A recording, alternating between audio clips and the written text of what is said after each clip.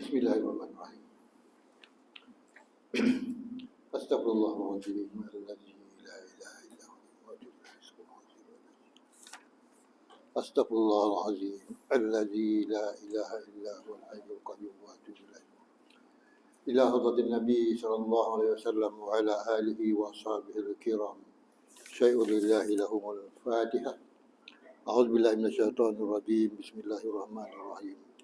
Alhamdulillahirabbil alamin arrahmanir rahim maliki yaumiddin. Iyyaka na'budu wa iyyaka nasta'in ihdinas siratal mustaqim siratal ladzina an'amta 'alaihim ghairil maghdubi 'alaihim waladdallin. Assalamualaikum warahmatullahi taala wabarakatuh. Alhamdulillahirabbil alamin wassalatu wassalamu ala asyrafil anbiya wal mursalin wa ala alihi wa ashabihi ajma'in, amma ba'd. Yang hormati pengurusi Masjid Kriah Batu 17 Cembung, Tuan Haji Murti, Tuan Imam, Tuan Bilal, Tuan Siak, adik-adik jawatan kasut masjid, tuan-tuan dan puan-puan yang dirahmati Allah. Alhamdulillah, terlebih dahulu kita panjatkan kesyukuran kepada Allah Subhanahu wa taala dan terlimpah kurnianya, maka pada malam ini sekali lagi kita bersama-sama di masjid ini untuk kita menambahkan ilmu kita. Dan ilmu yang kita tambah ini, tuan-tuan dan puan-puan sekalian, bukanlah ilmu biasa-biasa, tapi ilmu luar biasa. Dan bukanlah ilmu yang boleh dibuat eksperimen ke, buat kaji-kaji, uji kaji ke, ataupun kita nak pergi lihat sendiri, tak dapat. Sebab itu kita bergantung kepada apa yang disampaikan oleh Rasulullah SAW, dan kita bergantung lebih lagi kepada ayat-ayat Quran untuk mengetahui perkara-perkara yang akan berlaku kepada makhluk Allah ini apabila mereka meninggalkan dunia ini. Ini perkara-perkara seperti ini tidak kita dapati di mana-mana kajian pun, tapi kita dapat daripada apa yang difirmankan oleh Allah kepada Rasulnya dan apa yang diriwayatkan ataupun disabdakan oleh Rasulullah SAW. Kita dapat, kita nak katakan ilmu ini sama dengan ilmu yang lain, tak sama. Itu sebab saya katakan ilmu yang luar biasa. Baiklah tuan-tuan dan puan. Baik, seterusnya kita sambung lagi apa yang kita dah baca sebelum ini sedikit. Setiap orang yang terbunuh di jalan Allah Subhanahu Wa Taala, yakni orang kafir yang dibunuh oleh orang Islam dalam peperangan dan sebagainya, akan datang dengan membawa kepalanya besok di akhirat. Orang kafir yang terbunuh di dunia bila berperang dengan orang Islam, di akhirat besok mereka bawa kepala dia. Bawa ke mana? Bawa berjumpa dengan Allah Subhanahu Wa Taala.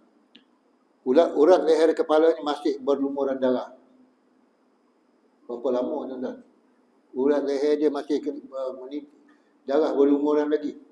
Kalau dia mati masa zaman-zaman Nabi Adam, zaman Nabi Hud, zaman Nabi Nuh dulu, terbunuh zaman tu berapa lama? Kepala tu masih mengalir lagi darah dia. Puluh ribu tahun, bukan puluh ribu tahun. Lebih, beratus ribu tahun dah. Baik. Ini kita nak tahu sesuatu yang lain daripada yang lain. Lalu ia pun berkata, "Ya Allah, tanyalah orang yang membunuhku ini, kenapa ia membunuhku?" Dia tanya Allah pula, "Tanyalah orang yang membunuh saya, kenapa mereka bunuh saya, membunuh aku?" kata dia. Maka Allah SWT pun bertanya kepada orang yang membunuh tersebut. Allah tanya kepada orang yang membunuh tersebut, meskipun Allah lebih mengetahui apa sebabnya ianya dibunuh, tetapi Allah untuk melayan permintaan orang yang kena bunuh tadi, Allah pun tanya balik orang yang membunuh itu, "Kenapa kamu membunuhnya?" Maka orang itu pun menjawab, "Ya Allah, sesungguhnya aku membunuhnya agar kemuliaan menjadi milikmu, untuk kemuliaan agama. Itu tujuan sebenarnya aku membunuh orang kafir ini, sebab nak menjaga kemuliaanmu ya Allah, supaya kamu sentiasa dimuliakan, diagungkan dan dibesarkan." Itu tujuan dia membunuh. Itu jawapan tu didengar oleh orang yang kena bunuh tu. Itu tujuan dia sebenarnya. Maka Allah SWT lalu berkata, kamu benar. Kamu adalah benar. Lalu ia menjadikan wajah orang yang membunuh tersebut bercahaya seperti cahaya matahari. Orang yang membunuh, orang Islam yang membunuh orang kafir tadi, wajahnya bercahaya-cahaya seperti cahaya matahari, bergemerlapan. Dan para malaikat pun memasukkannya ke dalam syurga. Sebab dia berperang dan membunuh orang kafir kerana membesarkan Allah Subhanahu Wa Taala.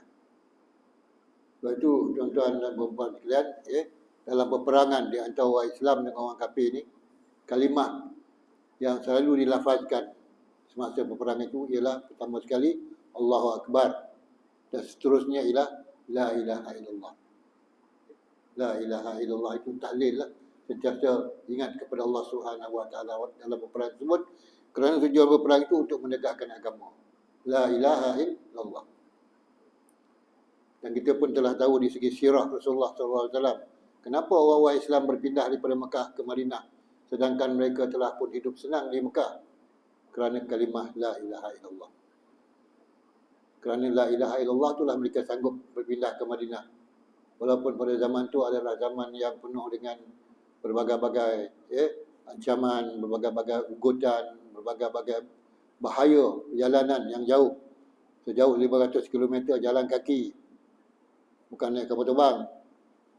Kita hari ni daripada Jeddah ke Madinah, turun dia di Jeddah, kita naik bas nak pergi ke Madinah. Tak masuk Mekah dulu, naik bas dia pergi ke Madinah. Pun ada yang saya lihat berhenti di tengah jalan, tak tertahan-tahan lagi, muntah. Sampai ada yang keluar muntah hijau pun, tuan. Itu saya tengok sendirilah. Belum lagi jauh perjalanan, belum lagi jalan kaki, naik bas dengan naik kapal terbang je. Tapi orang dulu pergi ke Madinah jalan kaki, naik unta, dan dalam ketakutan. Sebab dia ancam oleh orang-orang kafir musyrikin. Kalau dia jumpa, dia rampas semua harta dia dan setengah-setengahnya dibunuh, tuan-tuan. Kemudian tuan-tuan dan perempuan yang dirahmati Allah, malaikat memasukkan orang yang membunuh orang kafir tadi ke dalam syurga, dan cahaya mukanya bergemerlapan seperti cahaya matahari. Kemudian datanglah seorang yang lain pula. Tadi orang Islam, orang kafir dibunuh oleh orang Islam kerana agama. Kemudian datang pula seorang yang lain,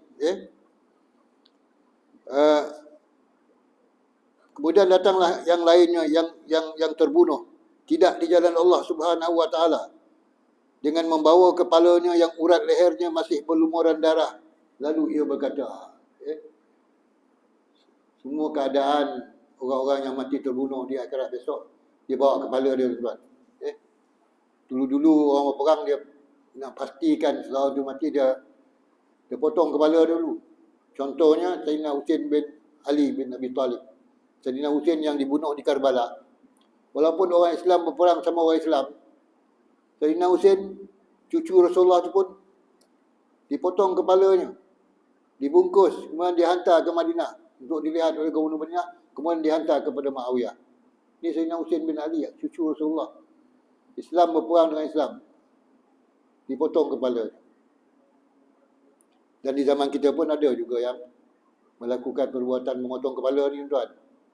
Kalau Jepun dah dapat tangkap orang-orang yang mengkhianati dia, orang-orang yang ada gerakan-gerakan bawah tanah ni, dapat dia tangkap, dia tak tembak, dia potong kepala je. Dia suruh gali kubur, dia suruh gali lubang, duduk di tepi lubang tersebut dengan kepala tunduk ke bawah, tangan ikat ke atas, terus dia apa? Dipancung, putuslah kepala dia. Itu cara yang dilakukan. Walaupun baru lagi dalam zaman moden ni, tahun 1940-an, masih lagi ada yang orang mancung kepala orang, pancung kepala orang ataupun memotong kepala. Dan kita pun selalu ditakut-takutkan dengan potong kepala ni, tuan. Masa budak-budak dulu tak, Ibu bapa kita tak bagi anak dia keluar petang-petang tu sampai dekat nak maghrib tu. Dia kata ada apa? India potong kepala sebab kepala nak pakai kat jabatan tu. Nak pakai kat jabatan. Nak bagi kokoh jabatan tu nak pakai kepala budak. Tak beranilah budak nak keluar. Sekarang ni siapa pun tak takut dia dah cakap apa pun. Orang yang potong kepala tu lah yang kena potong kepala dia. Ya tak? Jadi orang yang mati ataupun dipancung kepalanya, bukan kerana agama, dia pun jumpa Allah Subhanahu Wa Taala, mengadu juga di akhirat besok untuk mendapatkan keadilan Allah. Ya Allah, tanyalah orang yang membunuhku ini, kerana ia membunuh, kenapa ia membunuhku? Maka Allah Subhanahu Wa Taala pun bertanya kepada orang yang membunuh tersebut, meskipun Allah dah tahu dah. Kalau Allah tak tanya pun tak apa, Allah dah tahu. Tapi saja nak melayan orang yang minta. Allah tanyakan kenapa dia dibunuh. Maka orang itu pun menjawab, aku membunuhnya agar aku mendapatkan kemuliaan. Itu jawapan yang kedua. Jawapan yang pertama tadi, dia bunuh orang kafir kerana dia nak memuliakan Allah, nak membesarkan Allah. Jawapan yang kedua, dia membunuh bukan kerana agama, tapi tujuan dia membunuh adalah untuk mendapatkan kemuliaan. Siapa nak muliakan dia? Penyokong-penyokong dia, orang ramai ataupun orang-orang yang bersama-sama dengan dia lah.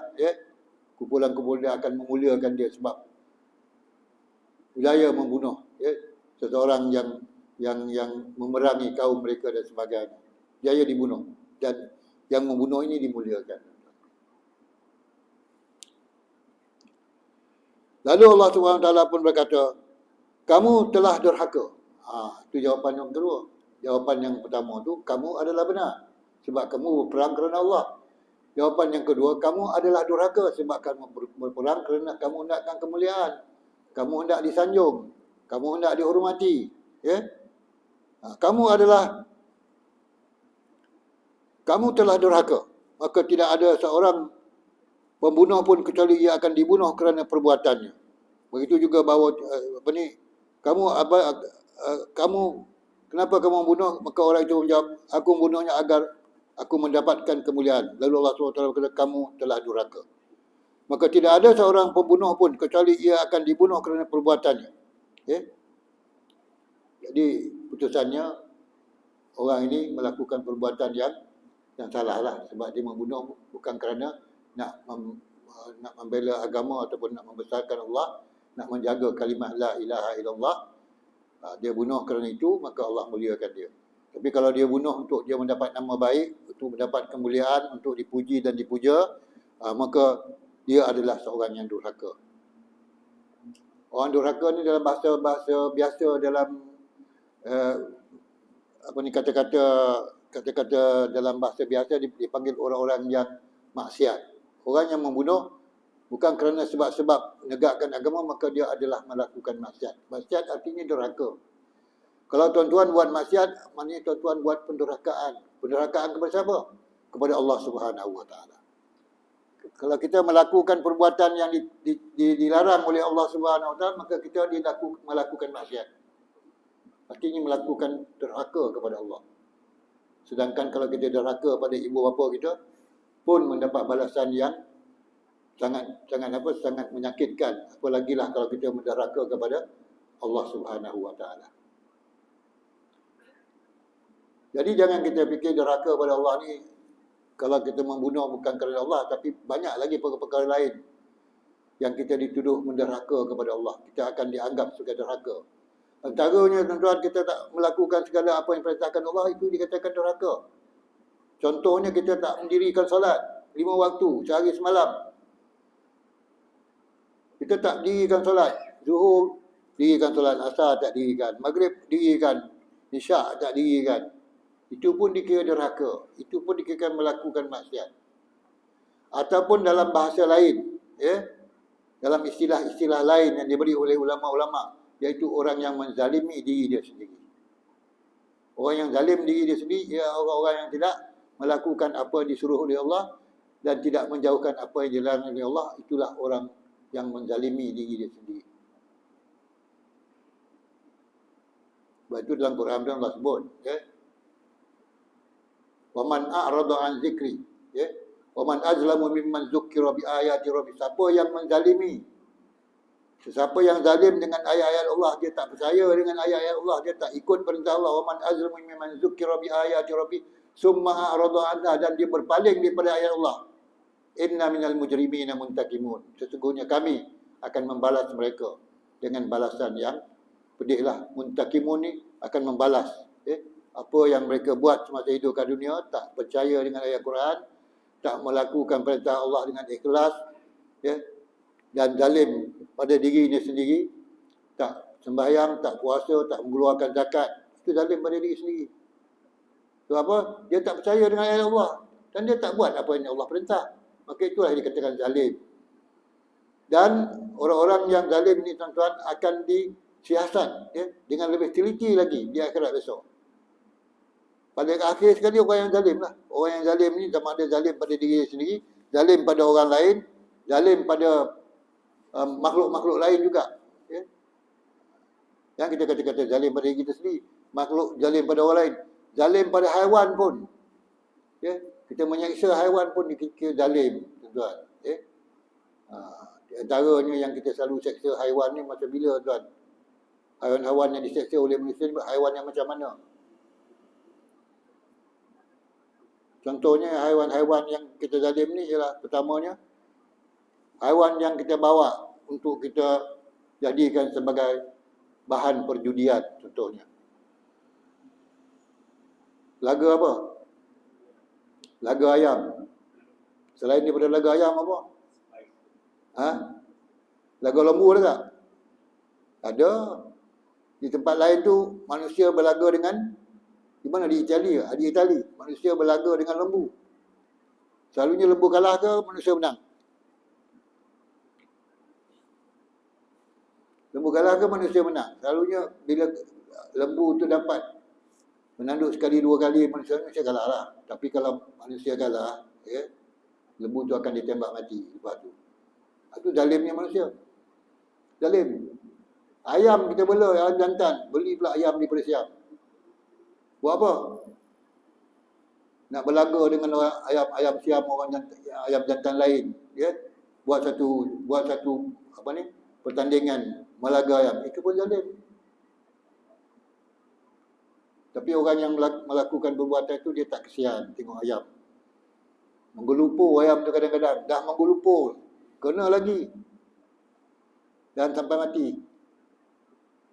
Satu lagi kezaliman yang manusia buat, yang manusia kadang-kadang tak terfikir ataupun tak terasa lah dia buat zalim, iaitu memelihara burung dalam apa? Dalam sangkarnya.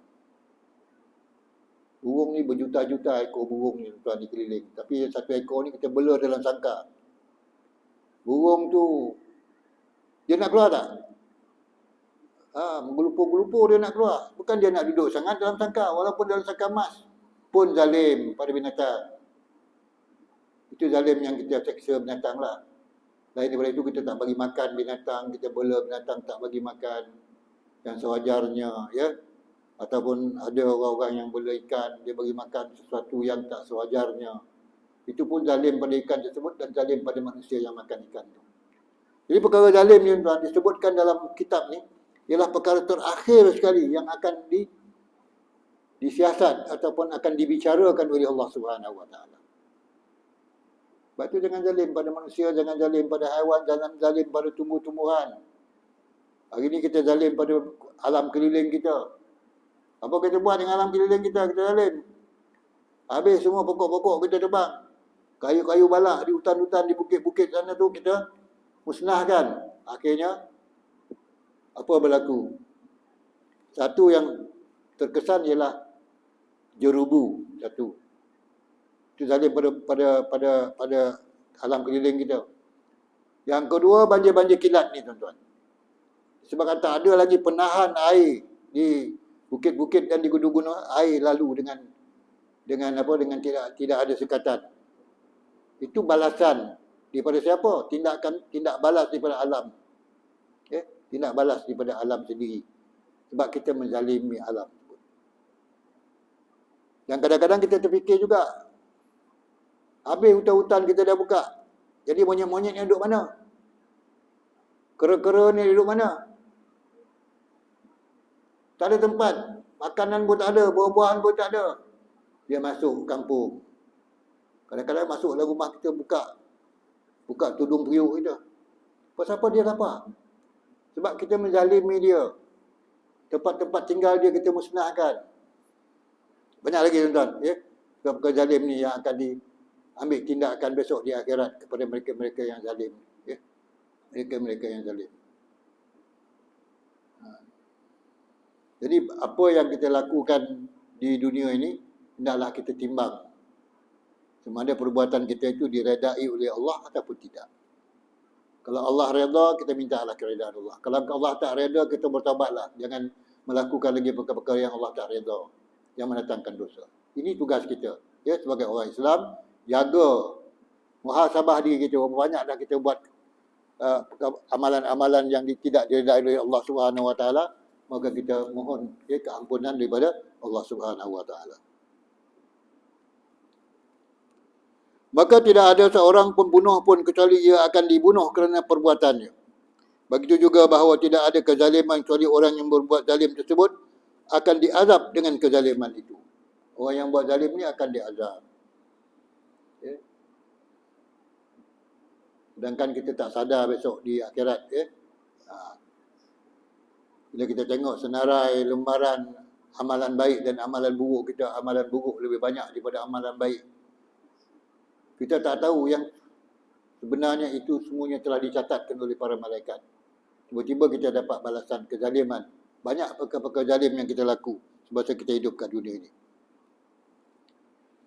Semuanya itu berada dalam kehendak Allah Subhanahu Wa Taala, Allah Azza wa Jalla. Apabila ia menghendaki untuk mengazabnya, maka ia akan mengadabnya. Atau apabila ia menghendaki untuk mengasihani, ia akan mengampuninya. Ya? Semuanya di bawah kudrah, kuasa, iradah Allah Subhanahu. Kudrah, iradah Allah. Ya? Kalau Allah menghendaki mengampuni kita, Allah akan ampunkan kita. Tapi kalau kita tak pernah minta ampun, macam mana Allah nak ampunkan kita? Kita sendiri tak pernah cakap, Allahumma firli, Allahumma firli, ya astaghfirullahalazim, astaghfirullahalazim. Tak pernah sebut pun. Tak pernah minta ampun pun pada Allah. Minta ampun berapa kali satu hari? Nabi 100 kali. Kita 3-4 kali cukup lah kan. Tapi kita minta rezeki banyak tak? Kita minta rezeki banyak tak? Ya Allah, ya Tuhan bagilah rezeki yang banyak, buah-buahan yang banyak, hasil-hasil yang banyak, naikkanlah gaji dan sebagainya. Kita minta rezeki banyak tapi minta ampun sekali je. Lepas sembahyang 3 kali. Astaghfirullahalazim, astaghfirullahalazim, astagfirullah. Lepas tu doa panjang-panjang. Berikanlah rezeki yang murah. Murahkanlah rezeki anak-anak saya, murahkan rezeki keluarga saya. Sehatkanlah tubuh badan. Kita minta nikmat banyak, tapi kita minta ampun tak banyak. Kita minta ampun tak banyak. Minta nikmat banyak. Dan kalau kita baca ayat Quran, memang Allah beritahu kita dah. Idza ta'uddu nikmatullah la tuhsuha. Sekiranya kamu kira nikmat Allah, tak terkira banyaknya. Boleh kira tak tuan nikmat Allah ni? Tak boleh kira tuan. Sejak mula kita lahir kat dunia ni sampai sekarang ni, tak terkira banyaknya nikmat Allah yang kita sudah nikmati. Tetapi berapa banyak pula dosa yang kita telah lakukan. Jadi itu semuanya akan dipamerkan kepada kita besok di akhirat. Dalam 2 lembaran, 1 lembaran yang dipanggil lembaran amalan kebaikan kita, dan 1 lembaran lagi dipanggil lembaran amalan keburukan kita. Memang saja, Waman ya'mal misqala dzarratin khairan yarah, wa man ya'mal misqala dzarratin syarran yarah. Siapa yang buat kebaikan semua dia akan lihat, siapa yang buat kejahatan semua dia akan lihat. Tak ada satu pun yang tercicir. Tak ada satu pun yang tercicir bila kita buat sesuatu. Semua dicatatkan, walaupun baik sikit pun. Baik sedikit pun. Macam mana baik sedikit tuan-tuan? Sedikit dia baik kita. Kadang-kadang kita bersedekah, contoh je lah. Beri sedekah, bukan pada orang. Kadang-kadang pada burung tu yang datang kat rumah kita tu, campak sikit beras ke, nampak sikit jagung ke, burung pun datang makan. Itu pun kebaikan yang sedikit. Yang kita tak tahu semuanya itu telah dicatatkan. Sebab itu nikmat Allah ni jangan kita kedekut untuk diri kita sendiri je. Ada nikmat Allah yang Tuhan kurnia kepada kita ni, ada hak orang lain. Ada hak orang lain. Kalau kita kumpulkan duit kita, kumpulkan harta kita, kumpulkan simpanan kita, dalam simpanan kita tu ada hak orang lain yang kita kena keluarkan. Itu yang dipanggil zakat. Zakat ni artinya pembersihan harta. Bukan harta itu dibersihkan, tapi membersihkan harta itu daripada laki-laki dia. Itu artinya zakat. Kena keluar. Okay. Kalau tiap-tiap tahun kita tak keluar zakat, berapa banyak harta orang lain kita makan? Berapa banyak hak orang lain yang kita gunakan? 10 tahun tak keluar zakat. Bolehlah kita kata tak cukup nisab, tak cukup haul. Ya? Tapi apabila sampai cukup nisab dia, cukup dia punya kadar dia, kita kena zakat, kita kena keluar zakat, tapi kita tak keluar zakat. 10 tahun tak keluar zakat. Walaupun dah cukup kadar dia, berapa banyak kita makan hak orang fakir miskin. Berapa banyak kita makan hak mu'allaf. Berapa banyak kita makan hak orang-orang musafir. Berapa banyak kita makan hak orang-orang yang nak membebaskan diri daripada perhambaan. Berapa banyak hak orang-orang yang kita makan kerana dia, ya, orang-orang yang berhutang kerana Allah Subhanahu Wa Taala, kita tak bagi zakat pada dia. Ya? Jadi banyak harta orang lain kita makan. Kita tak sadar.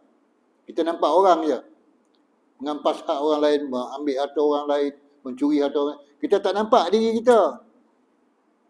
Kita tak nampak diri kita berapa banyak kita dah ambil, ya, hak orang lain di dalam harta kita sendiri.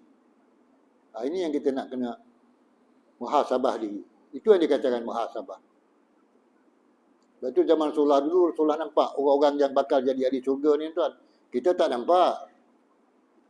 Kita duduk kat masjid ni, kita duduk kat rumah, kita duduk kat kedai ke, duduk kat mana-mana pejabat ke.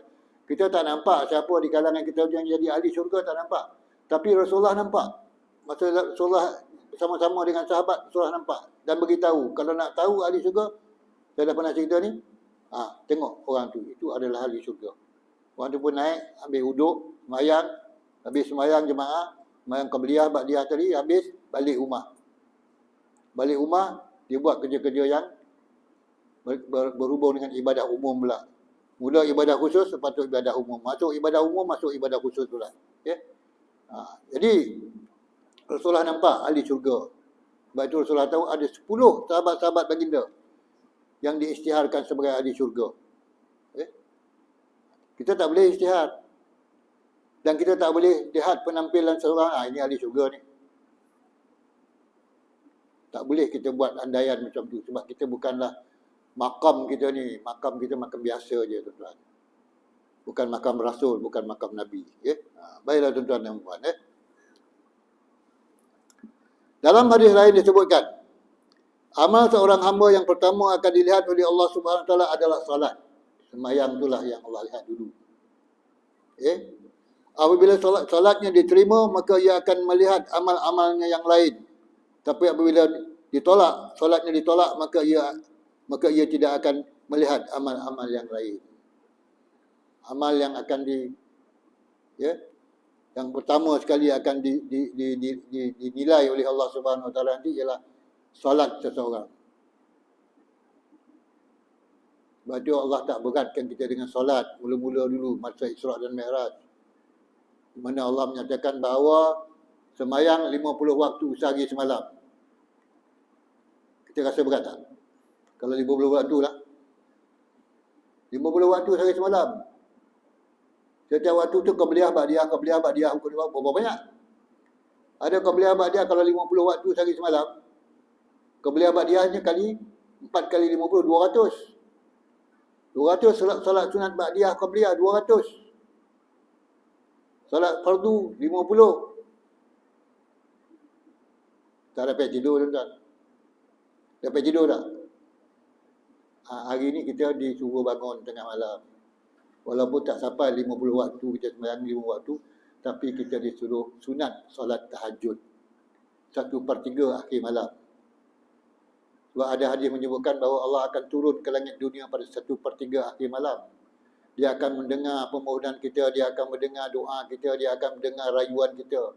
Dia akan mendengar permohonan ampun kita dan akan diampunkan.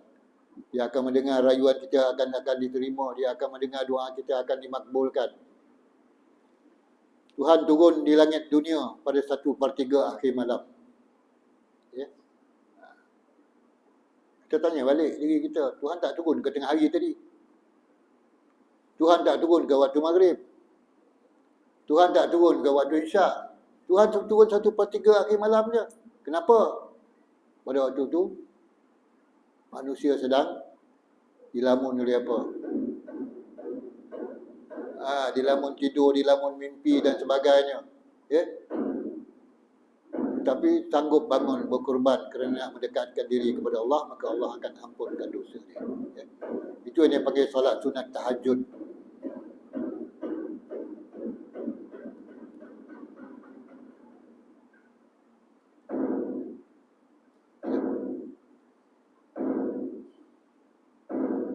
Tak boleh cakap lah sebab nak buka puasa dia ni. Ya? Bila bunyi kodok ni, kita kat kampung, waktu buka puasa lah. Tapi tuan-tuan buka puasa dalam bulan Ramadan ni tak payah dia dengar ni. Tak ada kat TV ke, ada kat handset dan sebagainya. Tapi dulu memang bunyi macam ni. Siapa ketuk? Bilal dan Syak aja ketuk. Tapi bila Bilal Syak hari tu demam, siapa yang ketuk? Budak-budak yang naik basikal rempet tu ketuk. Pukul 5.45 dah buka puasa. Ini kita kena apa? Kena main-main kan. Sebab kita dah biasa bunyi ketuk buka puasa. Sama lah macam kampung saya. Waktu Zuhur masuk bila? Bila kereta api lalu. Waktu tengah hari tu. Tapi lalu ada masuk Zuhur, dah masuk Zuhur. Sekali hari tu kereta api tak lalu rosak. Tak semain Zuhur semua. Itu bahaya kan. Ya. Kita tak boleh bergantung pada alamat-alamat yang mendatang. Kita bergantung pada alamat-alamat tanda-tanda yang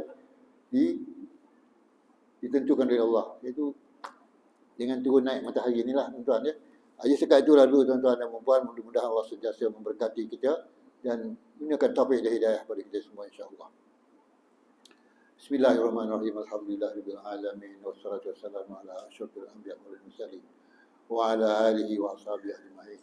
Allahumma rzuqna ya Rabbi fahman nabiyyin hifdzal mursalin ilham malaikatil muqarrabin fi afiyatin ya arhamar rahimin. Rabbana atina min ladunka rahmah wa hayyi' lana min amrina rashada. Rabbana atina fid dunya hasanah wa fil akhirati hasanah wa qina adzabannar. Wa sallallahu ala sayyidina Muhammadin wa ala alihi wa sahbihi ajma'in. Subhana rabbika rabbil izzati amma yasifun wa salamun alal mursalin walhamdulillahirabbil alamin. Taqabbalallahu minkum. Assalamualaikum warahmatullahi taala wabarakatuh.